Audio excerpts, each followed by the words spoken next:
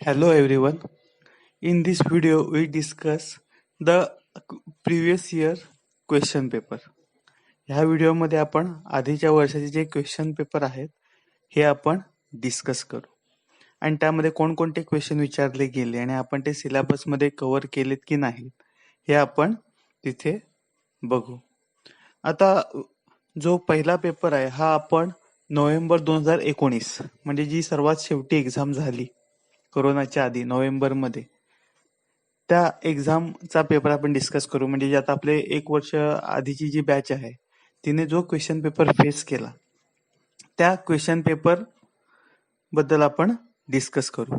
आता जर तुम्ही सिलेबस किंवा क्वेश्चन पेपरचा जर फॉर्मॅट बघितला तर आपल्या जो क्वेश्चन पेपर आहे त्यामध्ये 5 क्वेश्चन असतात.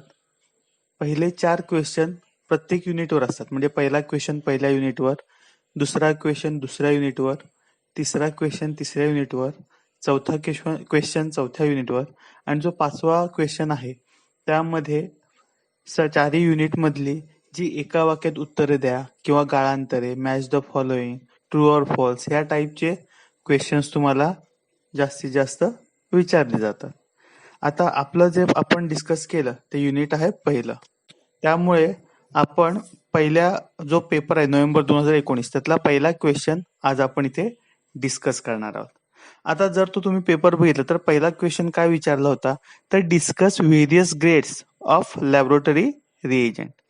लॅबोरेटरी रिएजंटच्या व्हेरियस ग्रेड्स आपल्याला डिस्कस करायचे आहेत आणि आपण त्या ऑलरेडी डिस्कस केल्या आहेत. आपण 10 ते 11 पॉईंट आपण बघितलेत, वेगवेगळ्या ग्रेड्स बघितल्यात. त्यातल्या 5 मार्काला क्वेश्चन असल्यामुळे 5 ते 6 पॉईंट त्यातले तुम्ही लिहू शकता. जर तुम्ही सिलेबसमध्ये बघितलात, पुस्तकात बघितलं तर एकेका ओळीमध्ये त्या ग्रेड्स दिलेल्या आहेत. आता त्यामध्ये AR ग्रेड ज्या महत्वाच्या ग्रेड्स आहेत त्या AR grade, analytical grade reagent, दुसऱ्या आहे LR ग्रेड म्हणजे lab reagent, laboratory grade reagent. त्यानंतर आपण जे डिस्कस केलं ते म्हणजे GR गॅरंटीड ग्रेड रिएजंट किंवा गॅरंटीड रिएजंट. त्यानंतर HPLC ग्रेड ह्या काही महत्वाच्या ग्रेड्स आहेत आणि त्यानंतर आपण भरपूर 10-11 पॉइंट्स बघितले. त्यामध्ये ACS grade, reagent grade, USP grade, NF grade, purified, technical grade, OR grade, USP grade, FCC grade, CP grade असे वेगवेगळ्या ग्रेड्सचे आपण माहिती रिएजंटच्या ग्रेड्सची माहिती घेतली. मग हा जो क्वेश्चन आहे हा अटेम्प्ट करण्यासाठी यातले जे कोणतेही 5 किंवा 6 एकेका ओळीत तुम्ही पॉइंट लिहू शकता. त्यानंतर सेकंड क्वेश्चन आहे तो जरा ट्रिकी आहे. तो काय आहे तर calculate molarity and molality of 69.8% weight by weight of nitric acid solution. आपल्याला मोलॅरिटी आणि मोलॅलिटी काढायची आहे नायट्रिक ऍसिड सोल्युशनची. त्यामध्ये 69.8% वेट बाय वेट असं कॉन्सन्ट्रेशन नायट्रिक ऍसिडचं आहे. त्यासाठी आपल्याला मोलिक्युलर वेट दिलेला आहे नायट्रिक ऍसिडचा आणि डेन्सिटी दिले. आता हे न्यूमरिकल आहे, आपण डिटेल सोडून मी तुम्हाला ह्या व्हिडिओमध्येच दाखवणार आहे.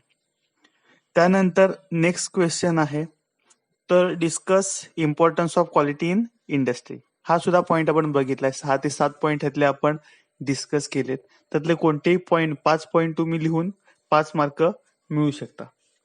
आपण वेगवेगळ्या इम्पॉर्टन्स आपण इथे डिस्कस केले.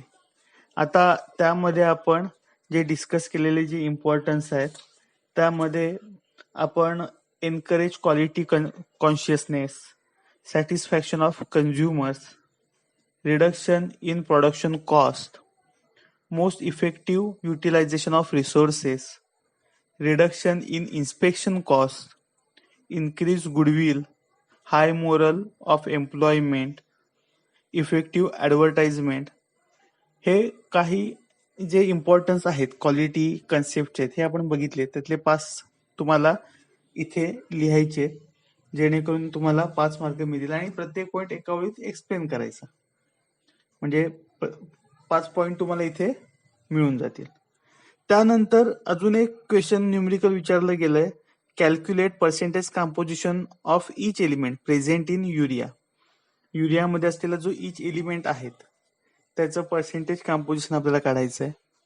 आता urea NH2C double bond O NH2 म्हणजे नायट्रोजन, हायड्रोजन, कार्बन आणि ऑक्सिजन हे युरियामधले असलेले कॉम्पोनंट आहेत, एलिमेंट्स आहेत आणि त्यांचं पर्सेंटेज कॉम्पोजिशन आपल्याला काढायचं आहे. आणि हे सुद्धा आपण न्यूमरिकल हे डिटेलमध्ये मी तुम्हाला सॉल्व्ह करून दाखवणार आहे या व्हिडिओमध्ये. त्यानंतर different equipment use in compact sampling. आता कॉम्पॅक्ट सॅम्पलिंग मध्ये कोणकोणती इन्स्ट्रुमेंट यूज होतात हे आपल्याला डिस्कस करायचं आहे. ड्रिलिंग, त्यानंतर आपण हे पॉइंट डिस्कस केला होता. त्यामध्ये आपण काय काय डिस्कस केलं होतं तर ड्रिलिंग बद्दल आपण बोललो होतो.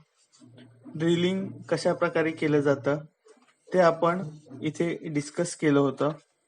त्यानंतर आपण शॉर्ट मध्ये आपण इथे सोईंग, फिलिंग और मिडलाइनिंग द मटेरियल ह्या ज्या कॉम्पॅक्ट होच्या मेथड आहेत त्यामध्ये आगार सॅम्पलर यूज केला जातो, ट्यूब सॅम्पलर यूज केला जातो, स्प्लिट बॅरल सॅम्पलर यूज केला जातो, जिओ सॅम्पलर यूज केला जातो. हे जे सॅम्पलर आहेत ह्यांची नावं लिहून ह्यांच्या पुढे 1 ते 2 मिनिट आपल्याला ते एक्सप्लेन करायचंय. आणि सर्वात शेवटचा क्वेश्चन विचारला गेला होता, define right a note on preservation and dissolution. आता प्रिझर्वेशन अँड डिझोल्युशन हे आपण लास्ट लेक्चरमध्ये आपण बघितलेलं आहे. थोडं टेक्निकल प्रॉब्लेम असल्यामुळे मी तुम्हाला नोट्स देऊ शकलो नाही त्या पॉइंटच्या, पण हा पॉइंट सुद्धा एकदम सोपा आहे आणि ह्याच्यावर सुद्धा तुम्हाला मार्क मिळू शकतात. आता आपल्याला हे 5 क्वेश्चन विचारले गेलेत. आपल्याला त्यापैकी 4 क्वेश्चन सोडवायचे आहेत 20 मार्काला, 5 चोक 20. आता यातली न्यूमरिकल आपण डिस्कस करू. क्वेश्चन तर जे थेरी क्वेश्चन्स आहेत ते बऱ्यापैकी आपले डिस्कस झालेले आहेत. आपण त्याच्या नोट्स पण तुम्हाला मी काही प्रमाणात दिलेले आहेत. त्यामुळे आता न्यूमरिकल्स आपण बघू. ह्या व्हिडिओमध्ये जे नोव्हेंबर 2019 चा जो पेपर आहे त्यामध्ये न्यूमरिकल विचारलं गेलं होते आता आपण डिस्कस करूया. आपलं न्यूमरिकल काय आहे, calculate molarity and molality of 69.8% weight by weight nitric acid solution. आपल्याला मोलॅरिटी आणि मोलॅलिटी काढायची आहे. कोणाची तर नायट्रिक ऍसिड सोल्युशनची, ज्यामध्ये 69.8% वेट बाय वेट ह्या कॉन्सन्ट्रेशनचं नायट्रिक ऍसिड सोल्युशन आहे. त्या सोल्युशनची आपल्याला मोलॅरिटी आणि मोलॅलिटी काढायची. आता ह्यासाठी आपल्याला मॉलिक्युलर वेट ऑफ HNO3 दिलंय 63 आणि डेन्सिटी ऑफ HNO3 दिलंय 1.42 ग्राम पर CM3. आता ह्यासाठी एक फॉर्म्युला आहे, डायरेक्ट फॉर्म्युला आहे. आधी मोलॅरिटीसाठी आपण काढू. मोलॅरिटी काढल्यानंतर आपण मोलॅरिटीकडनं मोलॅलिटीकडे वळू. आपल्याला डायरेक्ट फॉर्म्युला दिलेला आहे जो आपण जे ऍक्च्युअल आपलं लेक्चर होतं त्यावेळी तो आपण बघितला नव्हता. असा तो डायरेक्ट फॉर्म्युला आहे, तो आधी आपण बघूया. आधी गिव्हन डाटा लिहून घेऊ. कसं प्रत्येक एक्झाम्पल सोडवताना ह्या काही गोष्टी आहेत ज्या आपण व्यवस्थित फॉलो केल्या तर एक्झामिनर सुद्धा प्रभावित होतात आणि आपल्याला चांगले मार्क देतात. गिव्हन डाटा त्यामध्ये आपल्याला काय दिलंय, percentage of HNO3 weight by weight किती आहे 69.8. ओके. त्यानंतर आपल्याला काय दिलंय दुसरं तर molecular weight of HNO3 is equal to 63. Okay. त्यानंतर तिसरं आपल्याला काय दिलंय तर density of HNO3 is equal to 1.42 gram per CM3. आता हा झाला आपला गिव्हन डाटा. त्यानंतर फॉर्म्युला तुमच्यासाठी नवीन असणार आहे. हा आपण मेन ह्याच्यामध्ये बघितला नव्हता. फॉर्म्युला काय आहे तर molarity is equal to 10 into density into percentage weight by weight divided by molecular weight of our solute. असा हा फॉर्म्युला आहे. आता ह्या फॉर्म्युलामध्ये आपल्याला सिंपल व्हॅल्यू पुट करायचे आहेत. सगळ्या व्हॅल्यू आपल्याकडे ऑलरेडी आहेत. 10 into 1.42 into 69.8. 10 into density into percentage divided by molecular weight 63. आणि जेव्हा तुम्ही कॅल्क्युलेटरवर हे कॅल्क्युलेट कराल तेव्हा तुम्हाला 15.7 असं आन्सर मिळेल मोलर. हा झाला न्यूमरिकलचा पहिला पार्ट. आता आपण दुसऱ्या पार्टकडे वळू. आपण मोलॅरिटी काढू. आपल्याकडे फॉर्म्युला आहेच मोलॅरिटी आणि मोलॅरिटीच्या रिलेशनचा. तो इथे मी लिहितो. एम म्हणजे molarity capital M is equal to small M म्हणजे molarity into density divided by 1 plus 0.001 into M into molecular weight of HNO3. Okay, हा फॉर्म्युला आपल्याकडे आहेच. आता ह्याच्यामध्ये व्हॅल्यू पुट करूया. एमची व्हॅल्यू आपल्याला माहिती आहे 15.7 इज इक्वल टू, आता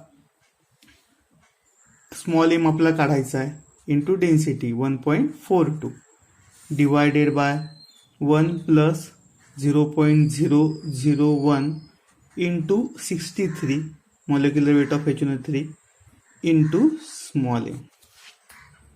सगळ्या व्हॅल्यू पुट केल्या. आता आपण थोडं सिम्प्लिफिकेशन करू. आता सिम्प्लिफिकेशन करताना ही जी खालची व्हॅल्यू आहे ही आपण इकडे आणू. भागाकार आहे तो गुणाकार होईल. 15.7 ब्रॅकेटमध्ये 1 प्लस, आता हा गुणाकार आपण करूनच टाकू, 0.063 M is equal to 1.42 M. Okay, आता अजून आपण हे ब्रॅकेट फोडू. हे ब्रॅकेट फोडल्यानंतर आपल्याला काय मिळेल, 15.7 अधिक हा जेव्हा तुम्ही गुणाकार केला 15.7 इंटू 0.063 आपल्याला आन्सर येईल 0.98 M is equal to 1.42 M. आता आपल्याला स्मॉल एमची व्हॅल्यू हवी. मग हे दोन व्हॅल्यू आहेत ह्या एकत्र आणू. मग आपल्याला काय मिळेल, म्हणजे ही व्हॅल्यू इकडे जाताना काय होईल, हा प्लस आहे मायनस होईल. 15.7 is equal to 1.42 M minus 0.98 M. आता आपण ह्या दोघांची वजाबाकी करू. आपल्याला आन्सर काय मिळेल, तर 0.43 एम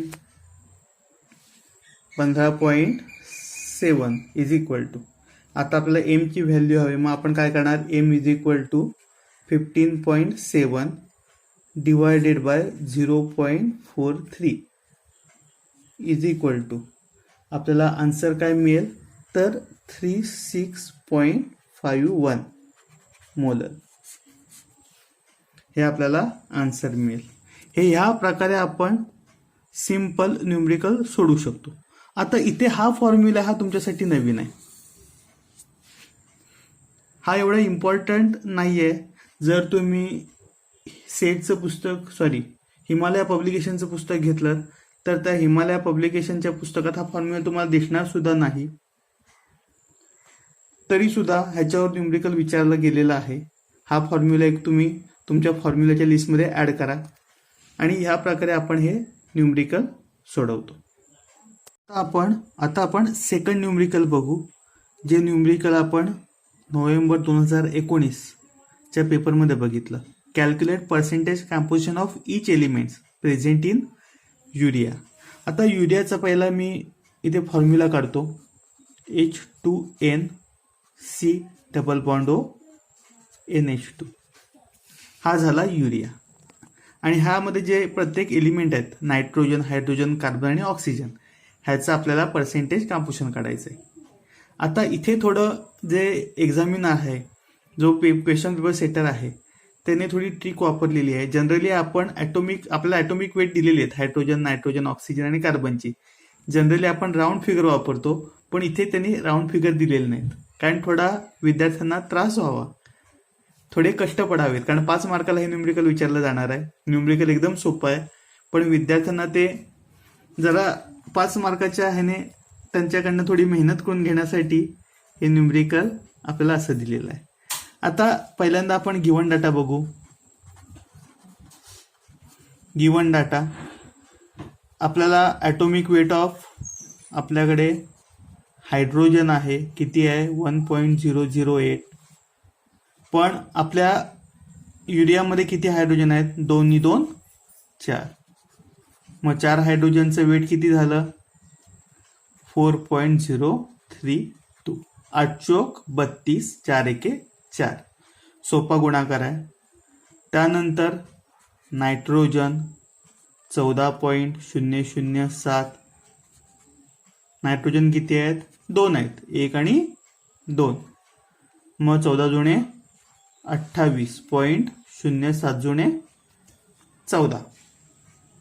नायट्रोजनचं जेवढे नायट्रोजन आहेत तुमच्या 1 मोल ऑफ मॉलिक्यूलमध्ये तेवढ्यांचं वेट आपल्याला मिळालं. त्यानंतर कार्बन 12.011, एकच कार्बन असल्यामुळे 12.011. त्यानंतर ऑक्सिजन 15.999, एकच ऑक्सिजन असल्यामुळे 15.999. हा झाला गिवन डाटा. आता मेन आपल्याला काय काढायचं आहे, तर आपल्याला मॉलिक्युलर वेट सुद्धा युरियाचं लागणार. आता हे काढण्यासाठी आपण या सगळ्यांची बेरीज करून टाकू, म्हणजे ऑटोमॅटिकली आपल्याला मॉलिक्युलर वेट मिळेल. जर तुम्ही बेरीज केलात तर हे 60.056 एवढं मॉलिक्युलर वेट युरियाचं येतं. आता सिंपली आपण फॉर्म्युल्याकडे जाऊया. आपला जो फॉर्म्युला आहे पर्सेंटेज कंपोजिशनचा, तो आपल्याला काय सांगतो ते आपण बघूया.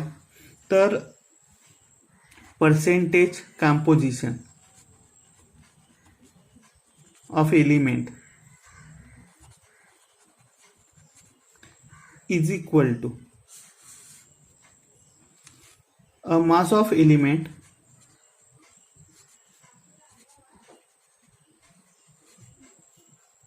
in 1 mole of compound. Mass of element in 1 mole of compound into 100 divided by mass of 1 mole of compound. हा असा आपला सिंपल फॉर्म्युला आहे. आता वरच्या व्हॅल्यू आपण फॉर्म्युल्यात पुट करू. आता पर्सेंटेज ऑफ हायड्रोजन काढू. Percentage of hydrogen is equal to 4.032. आता 1 मोल कंपाऊंडमध्ये 4 हायड्रोजन मॉल ॲटम असल्यामुळे आपलं मास एवढं झालं गुणिले 100 भागिले 60.056 mass of 1 mole of compound, म्हणजेच मॉलिक्युलर वेट ऑफ युरिया. जर हे कॅल्क्युलेट केलं तर सिंपल आपल्याला व्हॅल्यू मिळेल 6.71%. 6.71 हे जर कॅल्क्युलेटर तुम्ही कॅल्क्युलेट केलं तर तुम्हाला ही व्हॅल्यू मिळेल. त्यानंतर percentage of nitrogen 28.014 divided by 60.056 into 100 is equal to, हे जर तुम्ही कॅल्क्युलेटरवर कॅल्क्युलेट केलं तर 46.64 हे तुम्हाला आन्सर मिळेल. न्यूमरिकल एकदम सोपं आहे, फक्त कॅल्क्युलेशन थोडं किचकट करून ठेवलं आहे. जिथे राऊंड ॲटॉमिक वेट आपण वापरायचो तिथे त्यांनी राऊंड दिलेलं नाही आहे. Then percentage of carbon is equal to 12.011 into 100 divided by 60.056 is equal to 19.99. And last, percentage of oxygen is equal to 15.999 into 100 divided by 60.056. हा जर कॅल्क्युलेटरने कॅल्क्युलेट केलं तर आन्सर येईल 26.64. 26.64. ह्या प्रकारे आपण हे न्यूमरिकल इझिली सोडवू शकतो. थँक्यू.